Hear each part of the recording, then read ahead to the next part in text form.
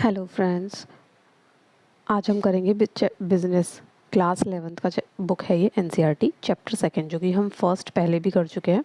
आप मेरी वीडियोस में प्लेलिस्ट बना दी है मैंने, आप उसमें चेक कर सकते हैं।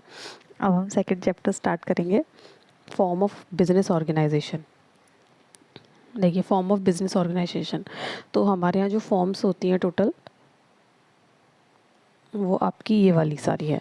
Sole proprietor, joint Hindu family, partnership, cooperative and joint stock company, ये वाली चीज़ें हम सारी पढ़ेंगे। तो सबसे पहले हमारा हो गया, देखिए, सोल प्रोप्राइटर। सोल प्रोप्राइटर हमारा क्या होता है? जब हमारा एक सिंगल ओनर होता है। सिंगल ओनर हो गया, is a popular form of business organization and is most suitable form of small business, specially in their initial year of operations.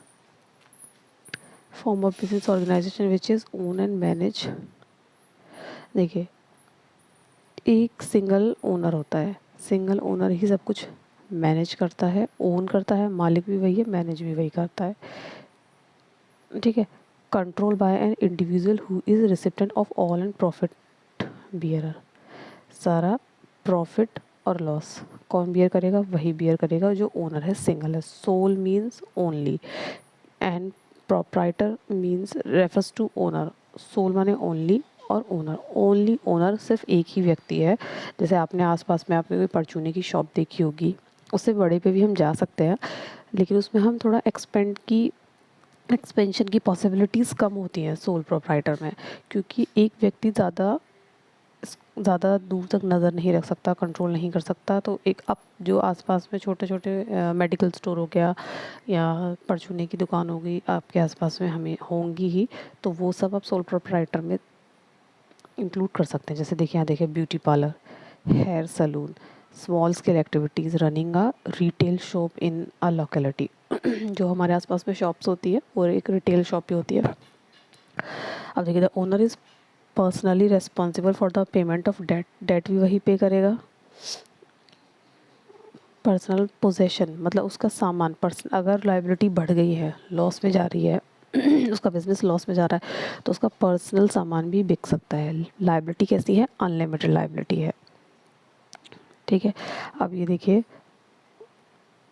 ये डेफिनेशंस हैं। Sole trader is a type of business unit where a person is solely responsible for providing the capital, for bearing the risk of the enterprise and for the management of the business. ठीक है। ये दो दी हुई है, J.L. Hansen, और दूसरी है the individual proprietorship is the form of business organization at the head of which stand an individual as one who is responsible, who direct its operation and who alone run the risk of failure. Risk of failure भी उसी का होगा। ये है L.H. हैने। दो definitions दी हुई हैं, कभी भी किसी भी आपके पीजीटी पेपर में भी पूछ ली जाती है। फीचर्स क्या हैं? फॉर्मेशन एंड क्लोजर बहुत इजी रहता है, फॉर्मेशन और क्लोजर इनका इजी रहता है। कभी भी ये फॉर्म कर सकते हैं, कभी भी ये क्लोज कर सकते हैं, किसी का कोई दबाव नहीं है। लाइबिलिटी अनलिमिटेड होगी। ठीक है। Sole risk bearer of profit receipt, risk भी वही उठाएगा तो प्रॉफिट भी वही उठाएगा। कंट्रोल उसी का कंट्रोल होता है, तो क्या होता है? डिसीजन मेकिंग में लेट नहीं होता। ये एक एडवांटेज भी उसकी हो सकती है। अब देखिए, नो सेपरेट एंटिटी, कोई सेपरेट एंटिटी नहीं होती, मतलब ओनर और बिजनेस एक ही होते हैं। जैसे कि हम आगे कंपनी और पार्टनरशिप में पढ़ेंगे कि जो पार्टनर्स होते हैं वो और बिजनेस दो अलग अलग चीज़ें होती हैं, इसमें ही नहीं होती हैं। Lack of business continuity, lack of business continuity का मतलब है अगर पर्सन बीमार हो जाए, डेथ हो जाए, तो बिजनेस लॉस बंद हो जाएगा, कुछ आगे नहीं बढ़ पाएगा, जैसा कि कंपनी और पार्टनरशिप में नहीं होता है।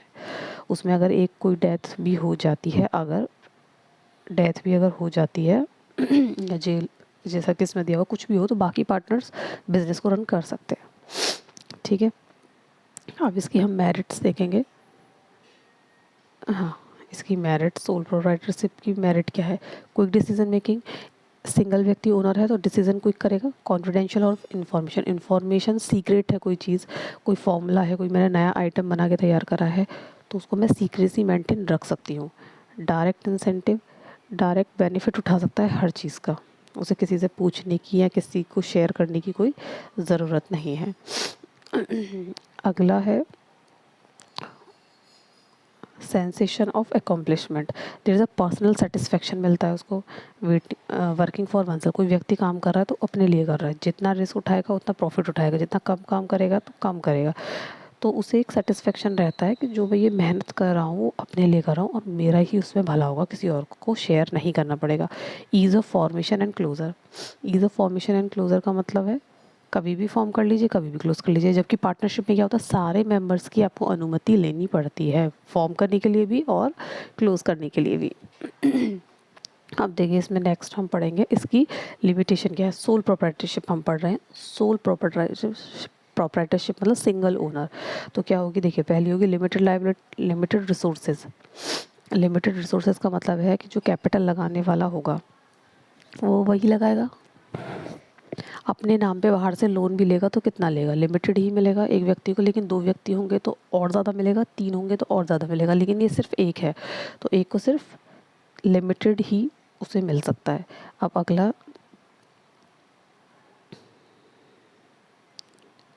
अगली है limited life of a business concern.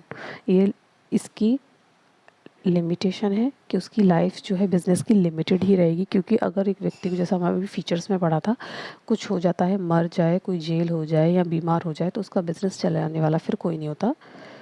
Unlimited liability, unlimited liability का मतलब है कि अगर मुझ पे किसी रीज़न से मेरी जो बिज़नेस है वो लॉस में जा रही है, मुझ पे कर्जा बढ़ रहा है, तो जो ओनर पे जो कर्जा बढ़ रहा है तो उसे कौन पे करेगा, उसके पर्सनल एसेट्स भी उसके लिए बेचे जा सकते हैं जब तक कि उसका वो कर्जा ओनर का पे ना हो जाए। ठीक है। लिमिटेड मैनेजर एबिलिटी, भाई एबिलिटी तो लिमिटेड रहेंगी, एबिलिटी तो लिमिटेड रहेंगी ना मैनेजर एबिलिटी, क्योंकि एक ही व्यक्ति प्रोडक्शन और डिस्ट्रीब्यूशन और आपका एडवर्टीजमेंट, कॉस्ट, पब्लिक रिलेशन सब कुछ मेंटेन करेगा, नहीं हो पाएगा, कहीं ना कहीं कमी रह जाएगी। एक सबकी एक्सपर्टीज़ जो होती है वो सारे डिपार्टमेंट में नहीं हो सकती। ठीक है। अब आपको सोल प्रोप्राइटर हमारा ख़त्म हो गया। अब हम पढ़ेंगे joint Hindu family, joint Hindu family, joint Hindu family business is a specific form of business organization found only in India. Only in India, it is one of the oldest form of business organization है जो India में मिलती है। Joint Hindu family में क्या होता है कि पूरी फैमिली एक ही बिजनेस में एंगेज है। जैसे कि सबसे बड़ा कोई भी है, सबसे बड़ा एक व्यक्ति है, उसके दो बेटे हैं, वो भी उसी में रहेंगे, फिर उसके जो दो बेटे हैं वो भी, इसके जो दो बेटे हैं वो भी सब इसी में रहेंगे। हेड कौन है, ये हेड, सबसे जो फैमिली का जो सबसे बड़ा होगा वो हेड होगा। ठीक है। और कितने इसमें आ सकते हैं generation, 3 successive generation can be the member in the business is control by the head of the family, head of the family who is the eldest member, जिसे हम कर्ता कहते हैं, सारी प्रॉपर्टी के राइट उसी पर होते हैं। दे आर नोन एज कोपैन, जो बाकी के हैं ये कोपाहेंसर्स होते हैं। ठीक है। इसके फीचर्स क्या है, इसके फीचर फॉर्मेशन, फॉर्म कैसे होता है। Joint in the family business there should be at least 2 member in the family, 2 member तो होनी चाहिए ना, बिजनेस को हम कोई करें तो। एंड एंसेस्टर प्रॉपर्टी, एंसेस्टर की कोई प्रॉपर्टी भी होनी चाहिए जो उन्हें विरासत में मिली हो। The business do not require any agreement as membership, business के लिए कोई एग्रीमेंट की ज़रूरत नहीं होती। ठीक है। एंड बाय बर्थ वो उसके मेंबर हो जाते हैं। इसका एक्ट है 1956, हिंदू सक्सेशन एक्ट 1956। लाइबिलिटी किसकी होती है, लाइबिलिटी कर्ता की होती है, कोपैहेंसर की कोई लाइबिलिटी नहीं होती है, कर्ता की अनलिमिटेड लाइबिलिटी होती है। कंट्रोल किसका होता है, कर्ता का होता है। His decisions are binding on the other member, जो वो डिसाइड करेगा सारे मेंबर्स को मानना होगा। कंटिन्यूटी होती है, कंटिन्यूटी अगर डेथ हो जाती है कर्ता की तो जो नेक्स्ट एल्डेस्ट मेंबर है उसको कर्ता बना दिया जाएगा। ठीक है। आगे माइनर मेंबर से related, the inclusion of an individual into the business occur due to the birth in a Hindu undivided family, hence the minor can also be the member of the business. ठीक है। अब इसमें merits क्या हैं भाई, अच्छी बातें क्या है। इफेक्टिव कंट्रोल रहता है क्योंकि एक ही व्यक्ति का होगा। ये चारों है।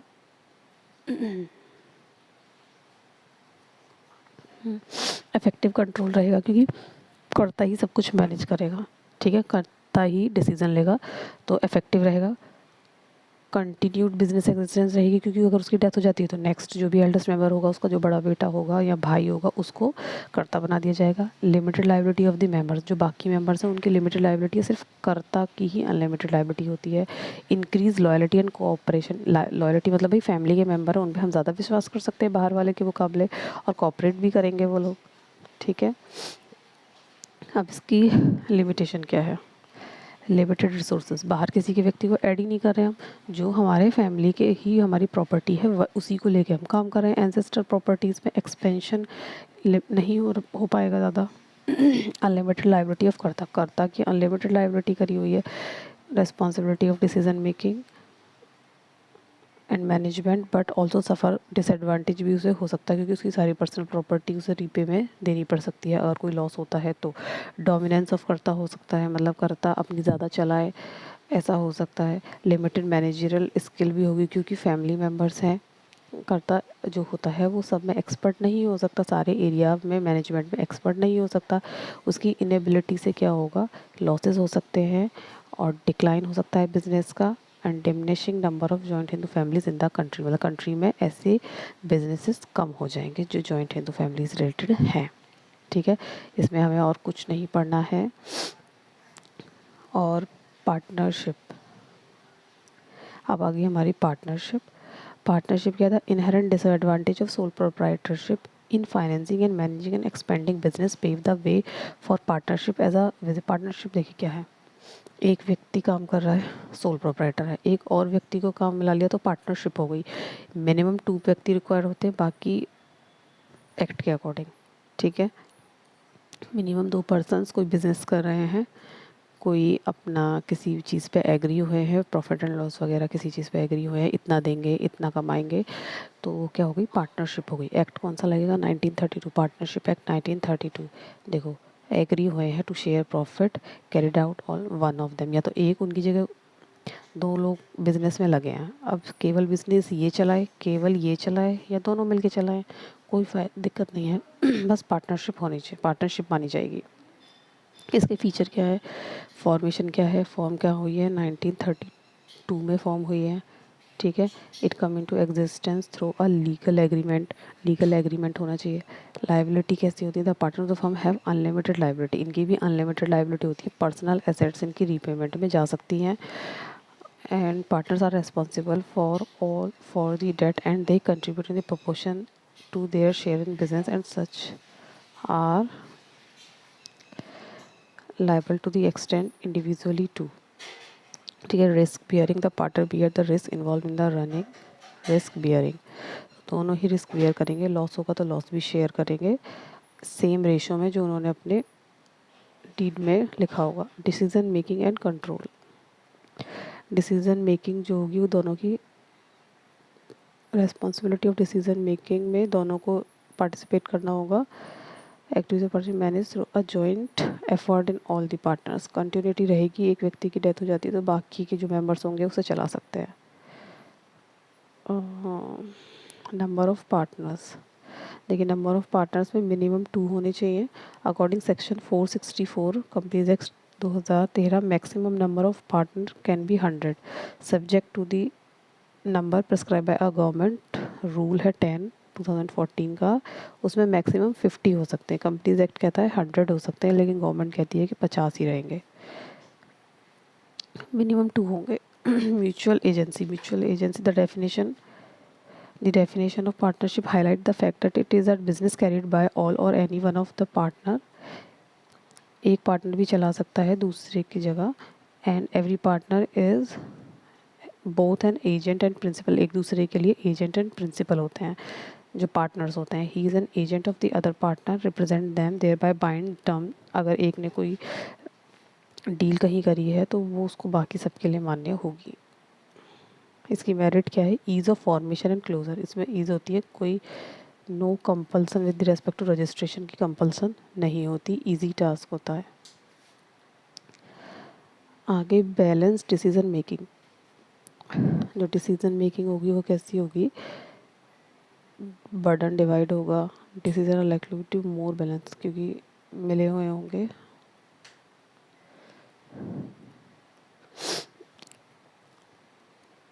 The partners can oversee different function according to their areas of expertise. जो जिस एरिया में एक्सपर्ट होगा उसमें वो डिसीजन मेकिंग के लिए जा सकता है। मोर फंड्स, ज़्यादा पार्टनर्स होंगे, कैपिटल लेके आएंगे तो फर्म के पास फंड होगा। शेयरिंग द रिस्क, जब पार्टनर्स जितने प्रॉफिट शेयर करेंगे तो रिस्क भी शेयर करेंगे और बर्डन, एंजाइटी, स्ट्रेस सब डिवाइड होगा। Secrecy, a partnership firm is not legally required to publish his account. Publish account, public में अकाउंट करे ज़रूरी नहीं है, ऐसा लाइव वो ज़रूरी नहीं है उन पर। Hence it is able to maintain confidential of information relating to is operation. तो उनकी अपने बिजनेस में ही रह सकती है फाइलें, उन्हें बाहर करने की ज़रूरत है, जैसे कंपनी को पब्लिश करने की ज़रूरत होती है। ठीक है, अब लिमिटेशन क्या है, अनलिमिटेड लाइबिलिटी है, सभी के सारे पार्टनर्स के घर के बर्तन, एसेट्स, फर्नीचर सब बिक सकता है, अगर लॉस होता है पेमेंट करना पड़ेगा। ठीक है, अब ये हो गया लिमिटेड रिसोर्सेज, जितने पार्टनर्स हैं, क्योंकि एक लिमिट है पार्टनर्स के, अभी हमने पढ़ा 50। ये ध्यान रखिएगा, ये क्वेश्चन आता है मिनिमम कितने पार्टनरशिप, 2, मैक्सिमम कितने, 100, कंपनीज एक्ट जो कह रहा है, सॉरी पार्टनरशिप एक्ट जो कह रहा है 1932। लेकिन गवर्नमेंट जितना कहेगी उतना में, गवर्नमेंट 100 से ऊपर नहीं जा सकती। गवर्नमेंट ने 50 के लिए अभी बोला हुआ है तो हम 50 लगाएंगे। इस क्वेश्चन को टिक करने से पहले ध्यान से पढ़िएगा कि पार्टनरशिप एक्ट के अकॉर्डिंग पूछा है या कैसे पूछा है। जब आता है क्वेश्चन, पॉसिबिलिटी ऑफ कॉन्फ्लिक्ट हो सकती है भी, आपस में पार्टनर्स में झगड़ा हो जाए या कुछ हो जाए तो फिर बिजनेस थोड़ा डिस्टर्ब हो जाता है। Lack of continuity, partnership come to an end with the death, retirement, insolvency. Partnership ख़त्म होती है, फर्म एंड नहीं होती, ये ध्यान रखना। अगर कुछ डेथ होती है, रिटायरमेंट होता है किसी पार्टनर का, तो पार्टनरशिप केवल ख़त्म होती है, फर्म कंटिन्यू रहती है। पार्टनरशिप हम दोबारा से फॉर्म करेंगे और फर्म एज इट इज़ चलती रहेगी। लैक ऑफ पब्लिक कॉन्फिडेंस, क्योंकि हम अपने अकाउंट्स बाहर शो नहीं करते तो पब्लिक का बिलीफ इतना नहीं होता है। ठीक है, आगे क्या है, टाइप ऑफ पार्टनर्स कैसे हो सकते हैं। एक्टिव पार्टनर्स हो सकते हैं जो सारी एक्टिविटीज़ में पार्टिसिपेट करेंगे, हमेशा बिजनेस में रहेंगे। स्लीपिंग और डोरमेंट पार्टनर्स हो सकते हैं, स्लीपिंग एंड डोरमेंट पार्टनर जो नहीं आते हैं, इनएक्टिव हैं। सीक्रेट पार्टनर्स हो सकते हैं जो हमें बाहर वालों को नहीं बताना है, पब्लिक में नहीं बताना है कि हमारे बिजनेस का पार्टनर है। नॉमिनल हो सकता है, नाम मात्र, ना नॉमिनल हमारे कुछ, हाँ नॉमिनल है, नाम मात्र है। इसमें क्या है, does not contribute capital, capital नहीं देता, मैनेजिंग में भी, मैनेजमेंट में भी पार्टिसिपेट नहीं करता, पर इज़ लाइबल है like others to the third party for the repayment. अगर लॉस हुआ तो वो लाइबल है क्योंकि उसका नाम हमारी फर्म से जुड़ा हुआ है। अब अगला है partner by estoppel, a person is considered to be a partner by estoppel by through his initiative. अगर वो खुद ऐसा बिहेव करके दिखा रहा है कि वो हमारी फर्म का पार्टनर है तो पब्लिक उसे मान लेगी, तो थर्ड पार्टी के नज़र में वो पार्टनर है, तो उसको, उसने भी कोई, देखिए थर्ड पार्टी में सिर्फ वो ऐसा बिहेव कर रहा है, खुद से बिहेव कर रहा है।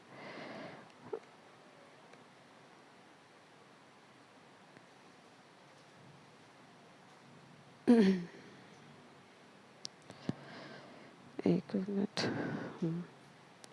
वो खुद से बिहेव कर रहा है, लेकिन जब भी कोई कैपिटल का कंट्रीब्यूशन नहीं है, मैनेजमेंट में कोई पार्टिसिपेशन नहीं है, लेकिन फिर वही अगर लॉस होगा तो उसे पे रीपेमेंट में उसका पार्ट बनना पड़ेगा, लाइबल होगा। देखिए ये सारे पार्टनर्स, ये दो ये थोड़े से इम्पोर्टेंट है, ये वाले, ये तो खुद अपने बिहेवियर से जता रहा है। डज नॉट कंट्रीब्यूट कैपिटल, ये भी कैपिटल नहीं देगा। Not part management, profit and loss share नहीं करेगा, लेकिन लाइबिलिटी अनलिमिटेड रहेगी अगर किसी भी तरीके से आप शो करते हो कि आप उस फर्म के पार्टनर हो।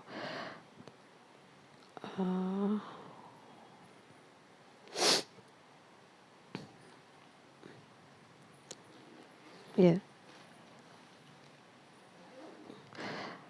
पार्टनर बाय होल्डिंग आउट, ऐसा partner who is not a partner, वो पार्टनर नहीं है, लेकिन he represent as a partner in a firm, such person liable to other, क्या कर रहा है, नोइंगली अलाउ हिमसेल्फ, कोई कह रहा है कि कोई बोले कि सी ए बोल रहा है कि जो ये बी पर्सन है ये हमारी कंपनी का पार्टनर है, और वो मना भी नहीं कर रहा, तो वो वाला पार्टनर हो जाएगा पार्टनर बाय होल्डिंग आउट। उसने कोई कैपिटल नहीं लगाई, मैनेजमेंट में उसका कोई पार्टिसिपेशन नहीं है, प्रॉफिट शेयर वो नहीं शेयर कर रहा है, प्रॉफिट या लॉस, लेकिन अगर कोई डेट होता है, कोई लॉस होता है, तो उसकी रेस्पॉन्सिबिलिटी हो जाएगी थर्ड पार्टी के लिए, कुछ भी डेट का रीपेमेंट करने के लिए। ठीक है। Types of partnership. अब पार्टनरशिप कितने टाइप की होती है? Partnership at will, particular partnership, एक पीपीपी ट्रिपल पी वाली होती है शायद, इसमें हाँ इसमें नीचे दी होगी अभी यहाँ आगे पढ़ेंगे।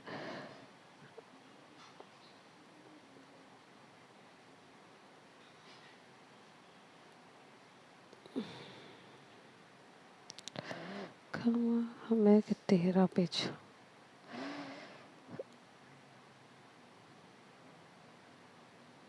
देखिए, partnership at will, this type of partnership exit at the will, will pay, इच्छा पे, कि कुछ टाइम के लिए हमने सिर्फ पार्टनरशिप करी है, विल माने इच्छा, कुछ टाइम के लिए हमने करी है, फिर हम इसको बंद कर देंगे। ठीक है, ये हमारी पार्टनरशिप एट विल है। अभी अगला क्या है? Particular partnership. पर्टिकुलर पार्टनरशिप क्या है? Accomplishment of a particular project, किसी पर्टिकुलर काम के लिए करा है, वो काम जितने टाइम में हमारा पूरा हो जाएगा उसके बाद हमारी पार्टनरशिप ख़त्म हो जाएगी।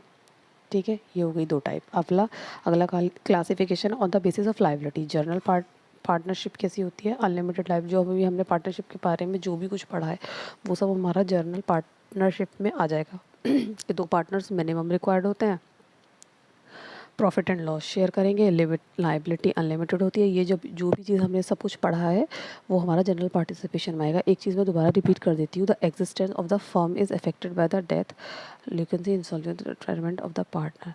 देखिए, इसमें दोबारा रिपीट कर देती हूँ, अगर किसी पार्टनर की डेथ हो रही है या कुछ भी हो रहा है, डेथ हो रही है, रिटायरमेंट हो रहा है, या इंसॉल्वेंट हो गया है, इम्प्रिजमेंट हो गया है, कुछ भी हो गया है, तो हमारी फर्म इतनी इफेक्ट नहीं होती, फर्म कंटिन्यू रहती है, सिर्फ पार्टनरशिप हमारी ख़त्म होगी, क्योंकि पहले पार्टनरशिप में 4 लोग थे, अब 3 बचे हैं मानिए, तो हमारी जो पार्टनरशिप डीड है वो हम दोबारा से एक बार रिफॉर्म करेंगे। ठीक है। एक लिमिटेड पार्टनरशिप क्या है? At least one partner is unlimited. देखिए, बाकी सारों की लाइबिलिटी लिमिटेड है, सिर्फ एक पार्टनर ऐसा है बेचारा जिसकी अनलिमिटेड लाइबिलिटी है, और ये सब चीज़ें पहले से तय होती हैं, तभी लोग पार्टनरशिप में अपने आप को लाते हैं। ठीक है। अब देखिए अगला क्या है? Partnership deed. पार्टनरशिप डीड सबको पता होगा। पार्टनरशिप डीड क्या है? हमारा एक कॉन्ट्रैक्ट है जिसमें सब कुछ लिखा हुआ होता है, क्लियर एग्रीमेंट होता है, सब कुछ लिखा रहता है, भाई हम पार्टनर अपनी फर्म कैसे चलाएंगे, वो हमारी पार्टनरशिप डीड होती है, रिटन एग्रीमेंट होता है। देखिए, रिटन एग्रीमेंट होता है, वैसे तो हम ओरल और रिटन दोनों रख सकते हैं, लेकिन अगर क्या होता है कि अगर पार्टनर्स के बीच में कोई कॉन्फ्लिक्ट होता है और कोर्ट केस में जाते हैं, तो आप क्या दिखाओगे कि हमारे बीच में क्या तय था और क्यों झगड़ा हुआ है? तो इसलिए रिटन कर लेना अच्छा रहता है, लेकिन कंपलसरी नहीं है। देखिए, अब उसमें आपकी जो पार्टनरशिप डीड होती है उसमें क्या क्या आपको मेंशन करना रहता है, ये सब चीज़ें। Name of the firm, nature, duration, investment कितना करा है, कैपिटल कितनी लगाई है मतलब, और प्रॉफिट शेयरिंग रेशियो क्या रहेगा, ड्यूटीज़ क्या रहेंगी, सैलरी अगर किसी को मिल रही है तो कितनी रहेगी, एडमिशन और रिटायरमेंट अगर हम करेंगे तो वो किस टर्म्स में करेंगे, क्या होता है एडमिशन का, क्या होता है कि सारे पार्टनर्स अगर एग्री हैं जब भी हम थर्ड या बाहर के किसी मेंबर को पार्टनर बना सकते हैं, तो ऐसे क्या टर्म्स कंडीशन है, इंटरेस्ट ऑन कैपिटल कितना दिया जाएगा, प्रोसीजर क्या होगा डिसोल्यूशन जब होगी आपकी फर्म, और अकाउंट्स कैसे प्रिपेयर होंगे, या मैथ अगर कोई वो हो गया है, डिस्प्यूट हो रहा है तो फिर आप कैसे मैनेज करेंगे, इस सब वो ये सब चीज़ें इसमें लिखी हुई होती हैं। ठीक है। रजिस्ट्रेशन कंपलसरी नहीं होता है, हम पहले भी पढ़ चुके हैं, जहाँ रजिस्ट्रेशन कंपलसरी नहीं है वहाँ ऑडिट भी कंपलसरी नहीं है। ऐसे ही सोल प्रोप्राइटरशिप में रजिस्ट्रेशन कंपलसरी नहीं है, तो ऑडिट भी कंपलसरी नहीं है। ठीक है। और ये हमारी 1932 के अकॉर्डिंग चलती है। फर्म फॉर्मेशन के टाइम पे हम रजिस्ट्रेशन करते हैं, एप्लीकेशन देते हैं, एप्लीकेशन में ये डिटेल्स होती हैं, name, location, date, name and address, duration of partnership, deposit of required fees करते हैं, रजिस्ट्रार का अप्रूवल आता है। बस ये 3 स्टेप्स हैं। फर्म का अगर हम रजिस्ट्रेशन कराते हैं तो कितने स्टेप हैं? 3। एप्लीकेशन, रजिस्ट्रेशन फ़ीस और रजिस्ट्रार का अप्रूवल, फिर वो हमें सर्टिफिकेट दे देगा। तो 3 स्टेप्स होते हैं। ये कोऑपरेटिव सोसाइटी क्या होता है? कोऑपरेटिव सोसाइटी 1912 का एक्ट है। ध्यान रखने वाली चीज़ें हैं, 1912 का एक्ट है। कुछ लोग आके मिलके वॉलंटरी एसोसिएशन ऑफ पर्सन है, ज्वाइन करते हैं और economic to protect economic interest in face of possible exploitation ना हो किसी का। In the hand of middle man कोई नहीं होता। The process of setting up cooperative is simple तो at almost which is required is the consent of at least 10 adult person to form a society. बनानी है तो एटलीस्ट 10 एडल्ट मेंबर होने चाहिए। Capital उन्हीं मेंबर से रेज करी जाती है from its member through issue of shares. The society acquire a distinct legal identity after its registration. Registration होगा तो उसकी एक लीगल आइडेंटिटी बन जाती है। फीचर्स क्या है? वॉलंटरी मेंबरशिप है, कभी भी आए, फ्री टू ज्वाइन और फ्री टू एग्जिट है कोई भी मेंबर के लिए, कोई अब ज़्यादा बड़ी चीज़ नहीं है आना जाना। लीगल स्टेटस क्या है? Registration of corporate societies compulsory है। देखिए यहाँ देखिए कंपलसरी है रजिस्ट्रेशन। अभी पार्टनरशिप और सोल में कंपलसरी नहीं था, यहाँ पर कंपलसरी है। This accord a separate identity, अब सेपरेट आइडेंटिटी बन जाती है सोसाइटी की। मेंबर आए चेंज हो सकते हैं, मेंबरों से कोई फ़र्क नहीं पड़ेगा कौन आ रहा है कौन जा रहा है। The society can enter in contract and hold property. Society के नाम पे, जो भी हमने अपनी कोऑपरेटिव सोसाइटी का नाम रखा है उसके नाम पर हम कॉन्ट्रैक्ट बना सकते हैं, प्रॉपर्टी होल्ड कर सकते हैं और स्यू एंड शील्ड मतलब कोर्ट में केस कर सकते हैं। द रिजल्ट और कोर्ट में केस हो सकता है हमारी कंपनी के नाम पर, लोग भी कर सकते हैं। एंड सेपरेट लीगल आइडेंटिटी होती है। It is not affected by the entry and exit of its members, कि उससे कुछ नहीं फ़र्क पड़ता। लिमिटेड लाइबिलिटी, लोगों की लाइबिलिटी लिमिटेड होती है, अपने कैपिटल के बराबर ही उनकी लाइबिलिटी होती है, कैपिटल के बराबर। कंट्रोल क्या है? Control decision in the hand of elected member of committee to vote gives a chance to choose a member who will constitute. ये आपस की ही बात होती है भाई, कौन कंट्रोल करेगा? जो उन्होंने कमेटी बनाई हुई है, कमेटी के मेंबर्स ही करेंगे, ठीक है। सर्विस मोटिव होता है इसका, प्रॉफिट मोटिव नहीं होता। कंपनीज वगैरह का सर्विस मोटिव होता है। ये बाकी टाइप ऑफ बिजनेस ऑर्गेनाइजेशन से कैसे अलग होता है? ये सर्विस मोटिव होता है। 10 एडल्ट होते हैं, रजिस्ट्रेशन कंपलसरी होता है तो ऑडिट भी कंपलसरी होगा, ठीक है। सर्विस मोटिव होता है। अब इसकी मेरिट्स क्या क्या है? 4 5 6 एक ही बार में, हाँ ठीक है, नहीं हो रही। Equality in voting status, 10 member हैं मिनिमम, सबको इक्वल वोटिंग राइट मिलेगा। 11 होंगे 12 होंगे, इक्वली वोटिंग राइट मिलेगा। लिमिटेड लाइबिलिटी है। कहाँ तक लाइबिलिटी एक्सटेंड करती है? Extend to their capital contribution. जितनी उन्होंने कैपिटल लगाई, हमारे सबने 1-1 लाख कैपिटल लगाई है और कोई लॉस हुआ है तो वो जो अपनी कैपिटल है उसको ही छोड़ सकते हैं, उससे ज़्यादा वो कुछ नहीं देंगे। 1 लाख रुपए जो उन्होंने कैपिटल लगाई थी उसको छोड़ देंगे, फिर क्या करेंगे, लेकिन उससे ज़्यादा वो नहीं देंगे। सपोर्ट फ्रॉम गवर्नमेंट मिलता है। ईज़ ऑफ फॉर्मेशन तो है ही, 1912 में हो सकती है एक्ट, ठीक है। स्टेबल एग्जिस्टेंस, डेथ हो, बैंकरप्सी हो जाए, कुछ भी हो जाए तो ये अनएफेक्टेड रहती है। Economy in operation, economy in operation, operation मतलब कम दाम में। फोकस ऑन एलिमिनेशन, हाँ देखो एलिमिनेट कर देंगे मिडिल मैन को तो उसका कमीशन नहीं जाएगा, नहीं जाएगा तो कॉस्ट कम हो जाएगी और कंज्यूमर तक आइटम थोड़ा कम में मिलेगा। Hence the risk of bad debt is lower, ठीक है। ये हो गया। लिमिटेशन क्या है? लिमिटेड रिसोर्सेज, जितने लोग हैं उतने ही बस पैसे मिलेंगे, बाहर से हम पैसे नहीं उठा सकते। इन एफिशिएंसी इन मैनेजमेंट, जो लोग हमारे यहाँ ज़रूरी नहीं है कि वो सब एक्सपर्ट होंगे या हम बिकॉज ऑफ इनएबिलिटी। क्यों? क्योंकि हमारी इनएबिलिटी है, हम हाई ज़्यादा पैसे देकर कोई मेंबर्स को नहीं रख सकते, मतलब कोई अपॉइंटमेंट नहीं कर सकते किसी का, क्योंकि सर्विस ये वॉलेंटरी है और सर्विस मोटिव है, कॉस्ट कम करनी है, तो ये सब हम इतना खर्चा नहीं कर सकते। तो लैक ऑफ सीक्रेसी भी है, डिस्क्लोज़र करना पड़ता है। अब रजिस्ट्रेशन होगा तो डिस्क्लोज़र भी करना पड़ेगा। गवर्नमेंट कंट्रोल भी रहता है, जब गवर्नमेंट कोई मदद करेगी, एड देगी, उन्हें मदद करेगी तो गवर्नमेंट का इन्फ्लुएंस भी वहाँ होता है, ठीक है। डिफरेंस ऑफ ओपिनियन, अब जितने मेंबर होंगे उतनी बातें करेंगे, सब सारे लोग सेम बातें करेंगे, सब लोगों के बिलीफ सेम हो ऐसा तो ज़रूरी नहीं है, तो कॉन्फ्लिक्ट भी अराइज हो सकता है। आगे क्या है, type of cooperative society, consumer cooperative society जो कंज्यूमर गुड्स बनाएंगे, ऐसी सोसाइटी जो कंज्यूमर गुड्स बनाएंगे, ठीक है। अगला है producer cooperative society, producer consumer goods society form to protect, sorry मैं थोड़ा जल्दी कंज्यूमर गुड्स नहीं बनाएंगे, कंज्यूमर का इंटरेस्ट प्रोटेक्ट करने के लिए होती है कंज्यूमर गवर्नमेंट कोऑपरेटिव सोसाइटीज़। उनका एम क्या होता है, एलिमिनेटिंग मिडिलमैन और सामान कंज्यूमर तक सस्ते में पहुंचाना, ये होता है whole.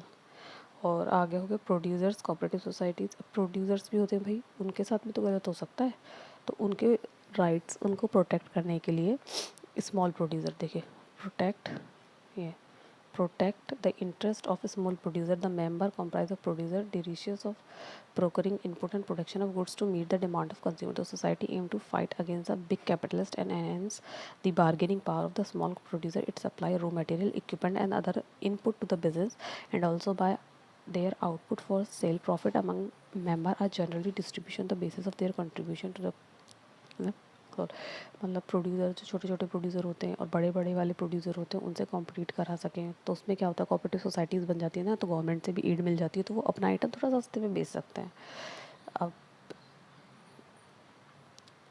Marketing cooperative society, such societies are establish to help small producer in selling their product, sale करने में हेल्प करती हैं, मार्केटिंग में हेल्प करती हैं, रीज़नेबल प्राइस पे आउटपुट मिल सके, और मिडिल मैन को हटाती हैं, फेवरेबल मार्केट सिक्योरिंग अ फेवरेबल मार्केट दिखाती हैं कि आप अपने प्रोडक्ट कहाँ बेच सकते हैं, बेस्ट सूटेबल प्राइस, और जो डिस्ट्रीब्यूशन होता है वो कैपिटल के बेसिस पे होता है। फार्मर्स कोऑपरेटिव, अब फार्मर भी तो होते हैं जो अपना सामान बेचते हैं बना के, तो उनके लिए भी कॉर्पोरेट सोसाइटीज़ होती है। उसमें क्या, तो उन्हें फिर सोसाइटी में अगर वो मेंबर बन जाते हैं तो उनके फर्टिलाइज़र मशीनरी है, ये सब चीज़ें उन्हें थोड़ी सी कम में मिल जाती हैं क्योंकि गवर्नमेंट हेल्प कर देती है, ठीक है।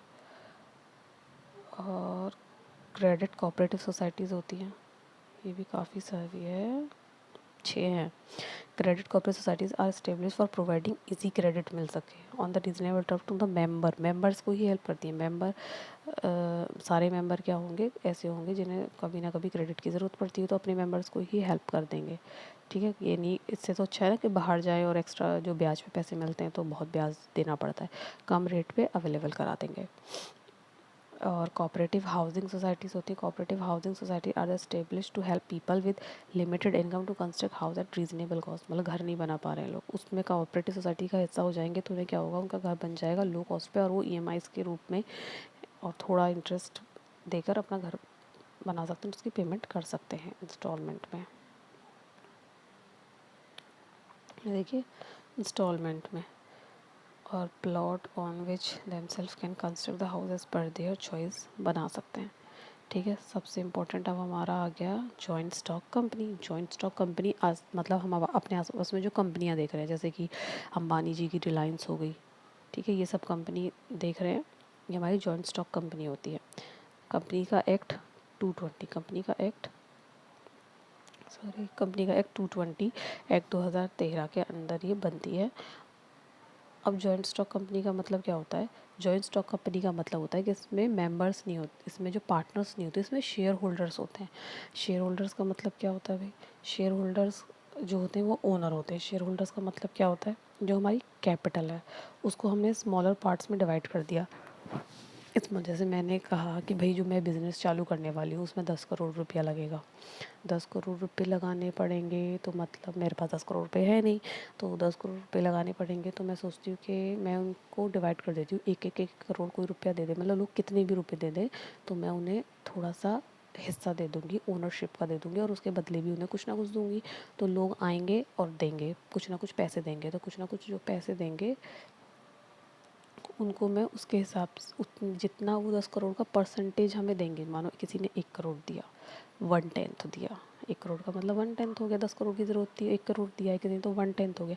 तो कंपनी का 100% जो हिस्सा होगा उसमें से 10% प्रॉफिट जो भी हम कमाएंगे वो उसे देंगे। वो एक तरीके से शेयर्स हो जाते हैं, शेयर्स में डिवाइड, ओनरशिप को हम शेयर्स में डिवाइड कर देते हैं। अब उसने 1/10 दिया तो उसका मतलब कंपनी के 100 1% शेयर में से 1/10 शेयर ए की हो गई क्योंकि उसने 1 करोड़ रुपया दिया है, तो शेयर्स खरीदना बेचना होता है।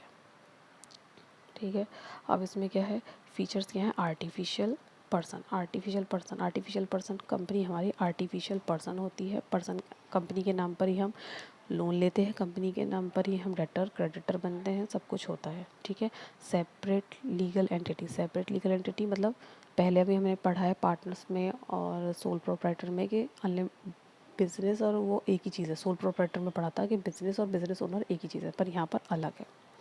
ठीक है, दोनों अलग अलग होती है। बिजनेस अलग होता है क्योंकि हम जो भी काम एसेट्स लायबिलिटीज़ जो भी होती है वो बिजनेस की होती हैं, कंपनी की होती हैं, शेयर होल्डर्स की नहीं होती हैं, कंपनी की होती है। फॉर्मेशन में रजिस्ट्रेशन कराना है, रजिस्ट्रेशन कराना पड़ेगा, तो रजिस्टर ऑडिट भी होगा। परपेचुअल सक्सेशन, कंपनी चलती रहेगी, किसी के डेथ वगैरह से आने या जाने से कोई फ़र्क नहीं पड़ेगा। कंट्रोल रहेगा बोर्ड ऑफ डायरेक्टर्स का, which appoint the top management, official running the business. Board of directors होते हैं हमारे, वो मैनेजमेंट को देखते हैं। लाइबिलिटी कैसी होती है, लाइबिलिटी होती है लिमिटेड। कहाँ तक, कितनी लिमिटेड होगी, limited to the extent of the capital contribution by them in the company. अभी पहले भी पढ़ा था, 1 लाख, 1 करोड़ या 10 लाख जिसने भी जितना पैसा दिया है, कहा है कि मैं इतने पैसे कंपनी में लगाऊंगा, 1 लाख रुपए मानिए मैंने कहा है कि मैं लगाऊंगी, लेकिन क्या होता है कंपनीज में हम 1 लाख का मैंने कहा या 1 लाख के शेयर मैंने खरीदे, तो 1 लाख रुपए में वन टाइम में नहीं लेती है कंपनी।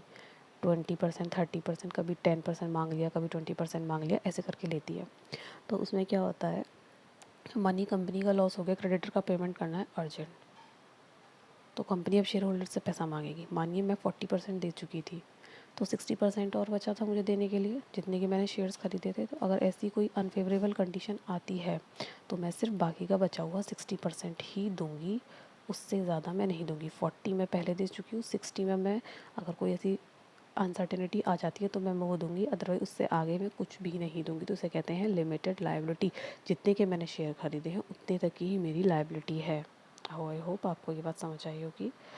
कॉमन सील होती है, सील देखा होगा अपने स्कूल्स में या कहीं मोहर होती है, वही है ये कॉमन सील। सील सिग्नेचर का बना लेते हैं कंपनी के नाम का, वही हर उसमें मोहर स्टैम्प होती रहती है, कंपनी के सिग्नेचर बना लेते हैं, वही होती है सब जगह डॉक्यूमेंट्स में और सब में। ठीक है, रिस्क बियरिंग, रिस्क सबका होता है। ठीक है, लॉस भी फेस करना पड़ता है। Financial shareholder in a company have contributed debt and extent, shareholders का होता है। अब इसकी मेरिट क्या है, लिमिटेड लाइबिलिटी है सबसे बड़ी बात, घर के सामान नहीं बिकेगा। ट्रांसफ़र ऑफ इंटरेस्ट मतलब मैं अपने शेयर दूसरों को बेच सकती हूँ। परपेचुअल एक्सचेंज, कोई चला जाए, मेंबर आए, शेयर होल्डर्स अपने शेयर किसी को बेच दें या डेथ हो जाए या रिज़ाइन कर दें या इंसॉल्वेंस हो जाए, कुछ भी हो जाए, कंपनी चलेगी ही चलेगी। स्कोप फॉर एक्सपेंशन है ही क्योंकि शेयर होल्डर्स होते हैं। बोर्ड ऑफ डायरेक्टर्स होते हैं, कोई एक पर्सन नहीं है, कैपिटल बहुत है। हम और शेयर्स इशू कर लेंगे मार्केट में बेच के, और शेयर्स मंगा लेंगे, तो एक्सपेंशन हमारा हो सकता है। प्रोफेशनल मैनेजमेंट, पैसा बहुत है, हम क्योंकि हमने शेयर्स बेचे हैं तो बाहर से पैसा हमने उठाया है, पैसा है काफ़ी सारे, और शेयर्स बेच लेंगे अगर पैसे की ज़रूरत पड़ेगी, तो हम अपने मैनेजर, अच्छी एबिलिटी वाले लोगों को, एक्सपर्ट लोगों को अपॉइंट कर सकते हैं। लिमिटेशन क्या है, कॉम्प्लेक्सिटी इन्फॉर्मेशन बनाना, थोड़ा लीगल रिक्वायरमेंट्स ज़्यादा होती हैं, पेपर वगैरह। लैक ऑफ सीक्रेसी, क्योंकि इतने सारे शेयर होल्डर्स हैं, सबको सब कुछ बताना पड़ता है। दूसरा, अगर हम पब्लिक से में शेयर उठाएंगे तो हमें पब्लिक भी करने पड़ते हैं अकाउंट्स। इम्पर्सनल वर्क एनवायरनमेंट है, इम्पर्सनल वर्क एनवायरनमेंट क्यों है भाई, क्योंकि personal involvement on the part of officer, the large size of the company है, लार्ज है, डिफ़िकल्ट टू ऑनर, तो सब कुछ हमें अलग अलग करना पड़ता है, मैनेजमेंट अलग करना पड़ेगा। Personal contact with the employ customer, ये मुश्किल है, डिफ़िकल्ट हो जाता है सबके साथ पर्सनल कॉन्टैक्ट। जैसे कि सोल प्रोप्राइटर था जो कि सामान भी खुद बेच रहा है, मंगा भी खुद रहा है, क्रेडिटर से भी बात कर रहा है, डिसीजन मेकिंग भी खुद फटफट कर रहा है, तो उसके लिए सब कुछ पर्सनल था। यहाँ पर इम्पर्सनल है क्योंकि सारे एम्प्लॉय क्रेडिटर डेटर से हम पर्सनली बातचीत नहीं कर सकते, रिलेशन नहीं रख सकते, बहुत होते हैं क्योंकि। न्यूमरस रेगुलेशन, बहुत सारी रूल एंड रेगुलेशन होती है एक कंपनी के लिए। और delay in decision making, board of director की मीटिंग बैठेगी तब सारी बातचीत होगी, घंटे 2 घंटे की मीटिंग हुई तब जाके कोई डिसीजन हो पाएगा। ओलिगार्किक मैनेजमेंट क्या होता है? Oligarchy in a theory a company is democratic institution where the board of director representative हो जाते हैं, शेयर होल्डर्स के रिप्रेजेंटेटिव होते हैं बोर्ड ऑफ डायरेक्टर, जिन्हें हम ओनर शेयर होल्डर होते हैं owner. In practice however the most large size organisation have a multi, बहुत सारे शेयर होल्डर होंगे, मिनिमल इन्फ्लुएंस होगा क्योंकि छोटे छोटे शेयर होल्डर भी हो सकते हैं कम शेयर रखने वाले, तो उनका कंट्रोल भी कम होगा। It is so because the shareholder are spread all over the country, a very small percentage attend a general meeting, बहुत कम लोग होंगे जो आएंगे मीटिंगों में अटेंड करने के लिए और डिसीजन मेकिंग में पार्टिसिपेट करने के लिए।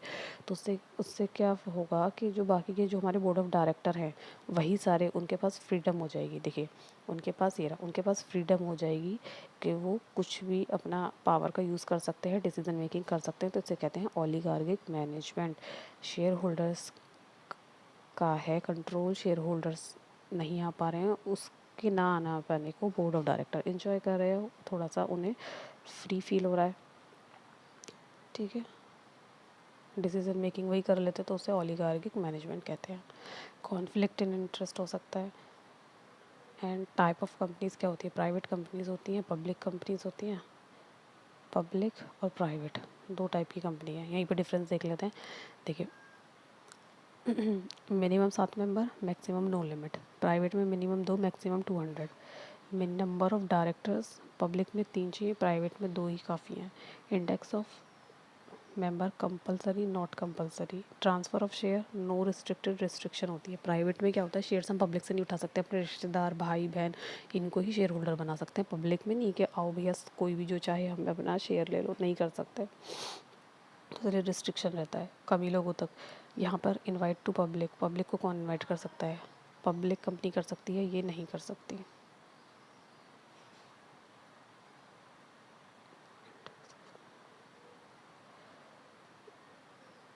पब्लिक कंपनी के बारे में वही सब पता है जो हमने अभी पढ़ा है। अब आप यहाँ देख सकते हैं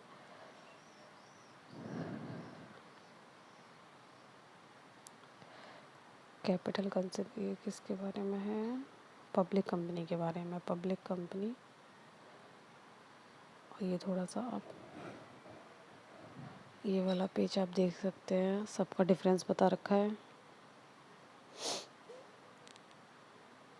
ठीक है, थैंक यू फ्रेंड्स, ऑलमोस्ट ये चैप्टर कंप्लीट हो गया है। आप ये वीडियोस देख सकते हैं और पिछला फर्स्ट चैप्टर की भी वीडियो मैंने 2 पार्ट्स में डाली हुई है, प्लेलिस्ट बनाई है, उसमें देख सकते हैं। अब इसमें सिर्फ क्या बचा है, पब्लिक और प्राइवेट का डिफरेंस बचा है। जो जो मेन है ये है, जो आप लोगों को याद रखना है, पेपर में आ सकता है, वो ये वाली चीज़ें हैं। ठीक है, बाकी आप इसको और डिटेल में पढ़ना चाहें आपकी चॉइस है। इसमें ही बुक्स में दिया हुआ है, देखो प्राइवेट कंपनी क्या होती है, शेयर्स नहीं बाहर कर सकती, 200 मेंबर होते हैं, यही सब बातें जो इसमें इस टेबल में दी हुई है।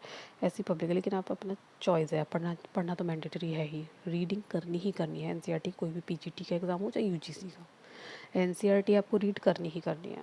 Okay, thank you.